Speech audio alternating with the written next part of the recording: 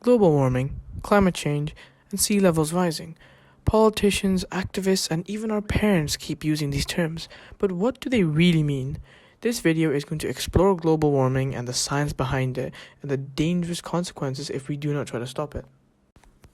Firstly, what is global warming? Global warming is the process of the average temperature of our Earth rising due to greenhouse gases such as carbon dioxide and methane from sources such as burning fossil fuels, agriculture, even cow farts accumulating in our atmosphere. So, what exactly happens when these greenhouse gases accumulate in our atmosphere? Let's take it step by step. First, the greenhouse gases travel to the atmosphere.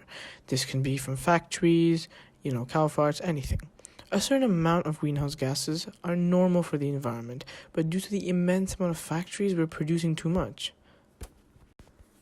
The greenhouse gases, such as CO2 and methane, then all sit in the atmosphere and gather together. And when the sun's rays enter the Earth's atmosphere, they cannot leave like normal since they're bouncing off the huge amounts of greenhouse gases. Thus, this bouncing goes back and forth from the greenhouse gases to the surface of the Earth, and this heats up the planet.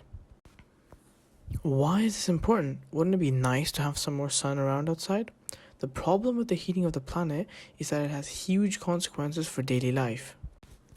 Sea levels would rise because the ice caps melting, flooding countries and destroying lands that could be used for agriculture or housing, not to mention the millions of lives that would be lost.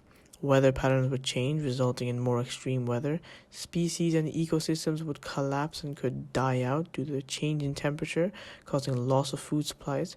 All of these consequences are the reason we have to stop global warming. Although, how can we stop global warming? If it was so simple, someone would have done it already. Well, to stop global warming, the entire world as one has to come together and play their role. Big companies such as Shell, Tesla, Apple have to stop emitting so much CO2 into the atmosphere and should be investing in renewable energy sources.